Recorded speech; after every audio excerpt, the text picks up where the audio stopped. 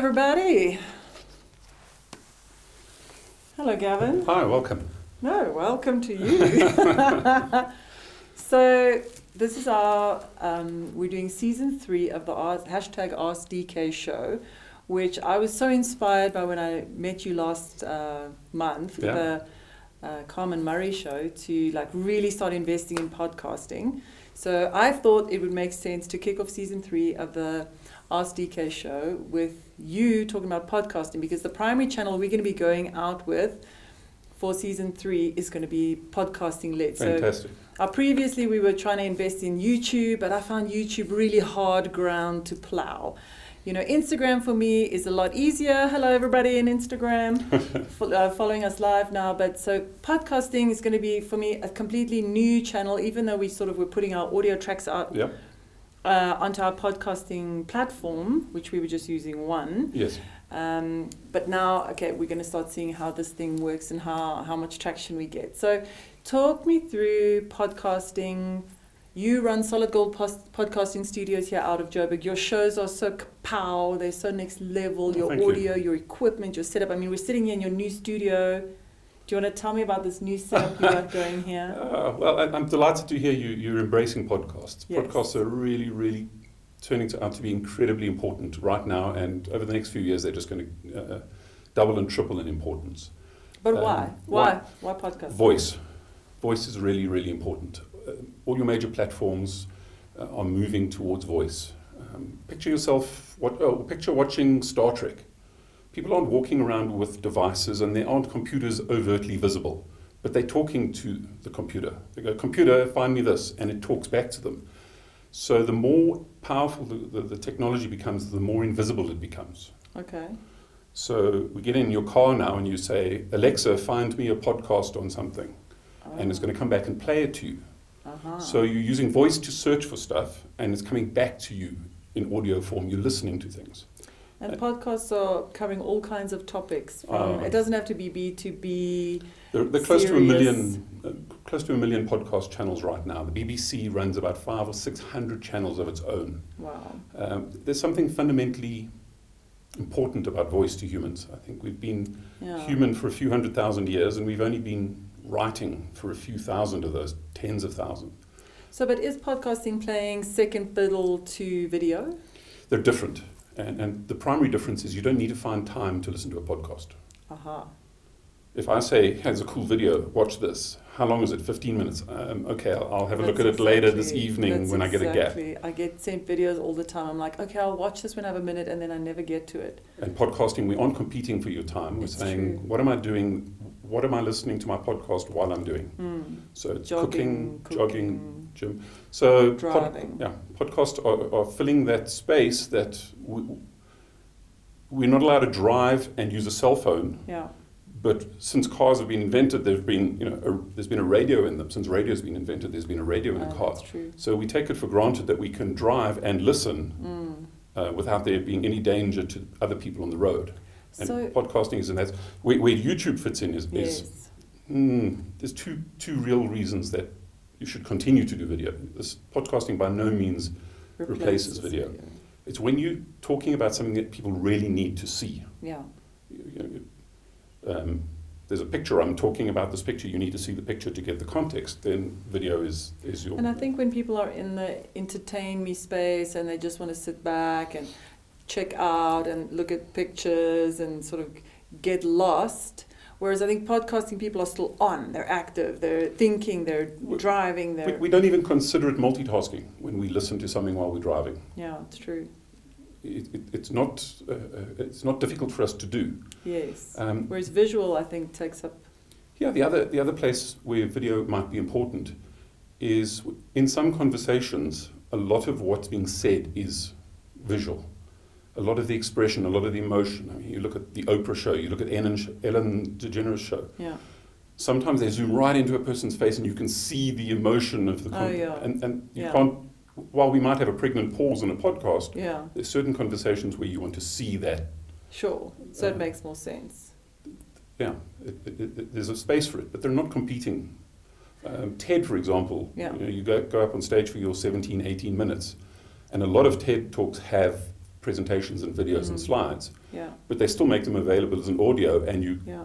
as a podcast, and you can still engage with it and listen to it and imagine what that picture is about because of the context of the conversation.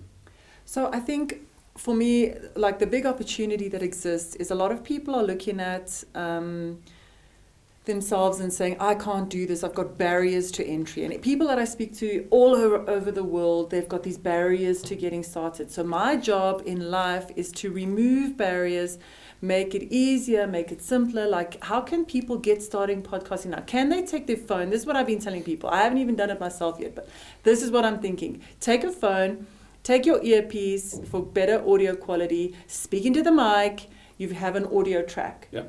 Upload that to a can- platform, yeah. and you've got an audio You track. can put that straight onto SoundCloud, straight onto Castbox, all over the place. You can use your phone to record, edit, publish a podcast without leaving your chair. So there are no barriers to entry to stop you from podcasting right now. Whatever you're passionate about, whatever's coming out of you, whether it's related to your industry, unrelated to your industry, you could start your own podcast Yes. show. Technical issues shouldn't be the barrier. Yeah. However, just because you can do something doesn't mean you should do something. Yes. Just because you can blog doesn't mean you should blog. Yes. Just What does because that mean? Well, just What do because you I mean? can open a blogging page and write Yes. what spews out of my mouth every day. It But doesn't there's mean got to be a little tribe that's interested in your brand Perhaps. of spewage. perhaps. Yeah. And that's when we start moving into the space of technical skills and technical Yeah. requirements. It would be useful if you're going to be blogging and generating an income or a strategy, a Yes. business strategy out That of you get some skills. that you get some skills. Learn Yeah. where your apostrophes go. Learn about punctuation. Learn about grammar. Yes. That would be the I skill think set. you're right. Yeah. And in podcasting, it would be Advantage. quality of microphone, quality of edits, background music. We were chatting about this, like how important is content versus how important is quality of sound. Will you guys out there listen to a podcast or an audio with really bad sound? Or, at what point does the quality of the recording and the mic become more important than the content? And I think that's where you had some insights. It's a dance. The two have to cooperate. But there's times when content will trump quality. And one of the first times we saw that happen was many years ago. There was a South African couple on holiday, I think in the Comores, when a plane crashed. And they just happened to be filming with a handy cam at the time, and they caught this aeroplane crashing. Wow. That footage is way, way, way below broadcast quality. Yeah. But that footage and the circumstance and the content was so compelling that broadcasters around the world overlooked that technical requirement to say we have to put this content on. Yes, so I suppose it's exactly right. It's the context. If you're filming the 9/11 towers going down, Whatever quality picture you get is the best picture we've got, we'll take it. But if you're sitting down saying, I'm going to talk about my business and my plan and my clients and my strategy, and you've got a crappy picture and crappy sound, there's no excuse for that. That can't happen. quality reflects on the quality of your work and your output. Yeah, but Yeah. if you happen to be at the airport and you bump into Richard Celebrity, Branson and you yeah. grab your phone and you get a soundbite with him, we'll take that We'll crappy take quality it. because of the context and the scarcity of the Exactly. quality. I think that's exactly what it is. It's the scarcity, Yeah. the scarcity factor. So I think investing in, if this becomes a channel that you decide to invest in, I think like everything, you invest in it. You have to invest Absolutely. time in it. You have to invest, in the gear. I mean, I look at all the gear you have. You've literally got the top of the range gear. Portable mics, lapel mics, desktop mics, hanging mics, standing mics. You've got every kind of Yeah. mic conceivable. Yeah, there's a point at which you go, I'm doing this as part of my business, or I'm Yeah. doing this because I want my content out there. Yeah. Just because you want a billboard out there doesn't mean you have to go and learn Photoshop. You can direct somebody who knows Photoshop to make you a billboard. Yes. Or you can use Canva. You can use you could use Paint if you wanted to. I saw a billboard in MS Paint. I swear, Lanseria Airport, go check it out. They used Microsoft I Paint. think every lawyer's logo is designed on Paint by their teenage child with 3 letters. Just because you want to use a podcast doesn't mean you have to do it yourself. Yeah. You have an ad agency. You have people who do your social media for you. Yeah. You go to somebody and say, I want to say this, please put it out on all my social channels. I don't have to Yeah. do it myself, But I have to know what my message is. I have to know where it fits in. I have to have a strategy. I have to have a plan. But I think there is space to start doing it yourself, to work out your strategy, your plan, and who you're on. It sometimes takes time to figure out who's your audience, what's your content about, like, what are you doing that's interesting, and, what is your niche? Because I would suggest that everybody goes hyper niched. Absolutely. The broader your topics, the less of value there are to certain little tribes. So if you start niching your content and your topics and that, and figure out what those niches are that you fit in, and you'll figure it out. If you look at the Gary V case studies, basically he looks at the content that has the best performance, and then he creates more content that performs well like that. Yep. So he's quite adaptable, whereas you might have just one type of content that comes out of you, like cooking shows, but you might start finding that you enjoy more of this kind, or there's more traction about that kind, the 20-minute cooking, quite right. Recipes for the time-pressed person type of thing. So you start coming up with that. So, so start cheap. Start. Number one, start. Get it out there. No Yeah. matter how much time and effort and planning you put into making your first episode, Yeah. by the time you get to episode 10, your format has changed, your questions have changed, your Yeah. presentation has changed, and you look back at the first one and say, oh my Yeah. God, that's such garbage. How did I do such... But if you... Why? That's the curve. So I started that. So Yeah. if you go and look at my YouTube channel and my podcast channels, you'll see season 1, which is where I was just sharing my nuggets of wisdom. And then I got tired of that, and I think the audience got tired of that, and we introduced season 2, Right. which is where I was interviewing top entrepreneurs just to understand their journey and to share their nuggets, like how do you become an entrepreneur, what is success. And now season 3, I'm interviewing experts in their field. So we're interviewing you because you're an expert in podcasting. We'll be interviewing paid media experts and YouTube experts and Instagram experts. And So here's my question for you. yeah, Why? Why are you doing that? why am I doing this? Yeah. Why are you doing season 3 the way you are? What's your purpose? The purpose, you're good. You see, this man's a strategist. He's a podcasting strategist. He's a brand strategist. So the reason I'm doing it is, the reason I'm interviewing experts is I feel people want to start getting granular in their knowledge. I run a whole bunch of training courses on generalized social media training, and I feel that there's still a space for those people that are still lagging generalized social media knowledge, but people have kind of ticked that box and they understand, okay, how to do social media. Now they want to start diving deeper. So we're running a one-day Facebook just for business. We're running SEO courses. We're running Google Analytics courses. We're running different, more detailed. And so I want to ping experts so that we can pull out of you nuggets that I can then share with my audience and followers so they can take these nuggets and run with it. Now, one thing I've learned in marketing is that not everyone's your customer.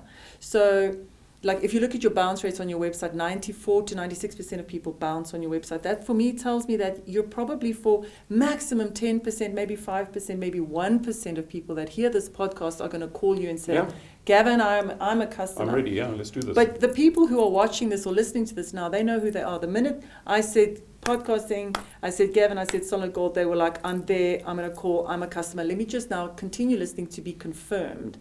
And so for me, I think I'm trying to reach people who want to understand different channels better and routes to success. A lot of people are going to walk through a market and see a chair and say, I can build that myself. 90% of them never do. Yeah. So people watching this say, I'm going to start my own podcasting studio. 90% of them never will. That's why you need the Dylans. It doesn't matter it doesn't matter whether you started or not. It's the process of saying, let me think critically about a podcast. Yeah. Do I need a billboard? Let me think critically about my business. I can do this, I can spend this money, it can be really, but my client base doesn't care about a billboard. Just the fact that you've thought critically about the process of making a billboard, how it works, what to do, enables you to go, that's not for me. Yeah. And the same with podcasting. One of the differences with podcasting is how integrated that they're becoming into the web now. Google and Google and Apple are now transcribing every podcast. Wow. So it's turning the spoken word into text, indexing that text and making it searchable. Wow. So the days of writing 500 words of SEO and putting them up on your blog every week to get relevance, meaningless. Wow. A conversation like this with certain keywords, hashtag keyword, hashtag podcast, you put that in the spoken word, into the podcast. It's indexed, it's in voice search optimization. The podcast algorithms. is about podcasting. It's got the metadata, the hashtags, the tag audio. images and boom. So when you go onto the web and say, Google, find me information on podcasting, Yeah. the actual podcast conversation we're having should Yes. come up as Should the answer rank to on that page question. one. And then inside the show notes to the podcast is where you have your calls to action. Yes. Thanks for listening to the podcast. Yes. Get a Here's quote. the links. Here's Make the, your own, listen yeah. to it, and so on. So I think you're absolutely right. Before you start anything, out the starting blocks, understand what it is that you're doing. Why do you want to do this? Why is Critical. Why are you doing this? So for me, I think I like the fact that podcasting is my own radio show. Yes. I can have my own radio show. Without, thanks Dylan, hold that thought. We're just going to a traffic report in a Great. town you're not Yeah. in. So we'll come back from that traffic report. You've got 3 minutes, make your point. Exactly. No, there's depth in podcasts. They can Yeah. be minutes long, they can be hours long. They're as long as it takes to engage meaningfully and deeply in the content. There's no right length for a podcast except if it starts getting repetitive, then it's too long. Yes. There's no niche too small for a podcast. Yes. Your tribe is there. Yes. Where do you find the podcast you listen to? Where did you stumble across them? Were most of them referred by other people who listen to podcasts? A lot of them are referred. People in a tribe. Yeah. So you belong to multiple I tribes. belong to a tribe. People are saying, oh, you have to follow this guy. You have to listen to this. And they probably Yeah. know you, and they're 'Cause- probably right. Because this leads me to the next question, which is how do you find listeners and followers, and how do you share your podcast? Now, Okay. I'm a digital marketer and a social media marketer, so I know my approach. But from your side, you created this asset, which is this epic podcast. You've put it out onto all of your different podcasting platforms, and then you sit back and you say, I have built Yeah. it, they will come. Well, let's swap podcasting for printing. We spent weeks designing the perfect brochure. We've got the best photographer in. We've got the best pack shots. We've got awesome graphics. Yeah. We've got glossy paper. It's beautiful. And we printed 10 million of them. And there they all are, our brochures. They're awesome. This Same- is a good analogy. Same with the podcast. Yeah. You've got to get it out there. How do you get it out there? Well, how do you get brochures out there? If you're a traffic light kind of business, then Yes. put people at traffic lights. If you're an Yes. airport kind of business, put the brochures at the airport. Yes. You put your podcasts out where your tribe is. Very good. But the interesting thing about them is, unlike a brochure where you give me one, you give me a podcast, it shares. I can share it. You give me one, but it can go multiple places. So when I Yes. identify people in my Yes. tribe who would like that podcast, You share it. I share it. So yeah, you can accelerate it by using your social media targeting. Absolutely should be using Yes. Google AdWords in conjunction with a Yes. podcast. You should be using social. Yes. So yeah, if your tribe's on Reddit, on certain subreddits, you're going to seed your podcast into the subreddits. And use them in response to questions you're seeing in social. So you belong to multiple Facebook groups. I was just thinking that. You belong to the Desperate Housewives of Yes. Wisteria Lane Yes. podcast, and they ask a question, and you go, oh, I've just had a podcast about that. I've just had a conversation Yes. about it. You share see the that conversation in there. I was thinking exactly that. So there's a strategy that you find a group or a tribe, a small tribe of people, and you create content for them. Ideally, it's your tribe. Authenticity is really, really important.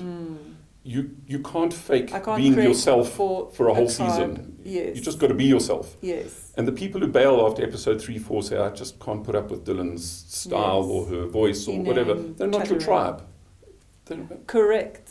If they're not your tribe, exactly. then you Haters don't want gonna hate. Yeah. And if your tribe is 712 people, So you be- own that tribe. Yes. You don't 'cause need 10,000 people. So let's talk about Vanity Metrics very quickly. Vanity Metrics are your views, your listens, I think exactly right. We chase the big vanity metrics when we don't look at the quality metrics, which is who are my hyper engaged audience. And even if it's just 712, those are the people that love you, brand ambassadors, and Your are going to challenge- share your content, create content Yeah. for them, listen to them. Your challenge should be how many people are in this tribe in the whole planet? Because Yeah. we're not geographically bounded. Yeah, If the whole planet's target audience for this tribe is 1,000 people and you're on Yeah. 712, that's pretty you're good. 70% of the way to Yeah. having the meaningful Market engagement domination. with that very micro niche. Micro niche market. So it's more about what percentage of your total tribe have you managed to reach so far? So we're coming back again to niching, understanding who you are. And sometimes I find like as an older and wiser person, being older and wiser helps, because in my like early 20s, I was an absolute generalist. I didn't know anything specific about anything. I'm a fan of being a generalist early on. Yes. So part of my journey has been to just go through my journey and walk this path that's been divinely laid out for me. And it's led me to being more niche. So I feel young people might put this pressure on themselves that they should niche or they should know what they're about, but they're still so, just starting their journeys. And they're in grade 9 when they choose subjects. They don't know what they're doing next weekend, and now you want them to tell us. Yeah. If stay with that analogy on the subject choices and draw a parallel between that. At the end of grade 9, and you have to choose subjects for grade 10, 11, and 12. It's really more important to say, what is my first degree going to be in? What's my first specialization going to be in? Yeah. Same with this. Do broadly. Do all the experimenting. If you like social sciences, go into that. If you like media, go into media. Yeah. And after you've been there for a little while, go, wow, I love audio. Wow, I love video. Yeah. And follow that down its rabbit hole. But exactly. So I have found in my career, my path has been all over the show. And all of it clicks together at a certain point. When you get a little bit older, it all goes click. And you realize, this is why I had to do this and drop out of that and then study this. It's like that epic article or that speech at Steve Jobs at the calligraphy University. You can only join the dots looking backwards. But while you're in it and in the chaos of living your life and walking this journey, none of it makes sense.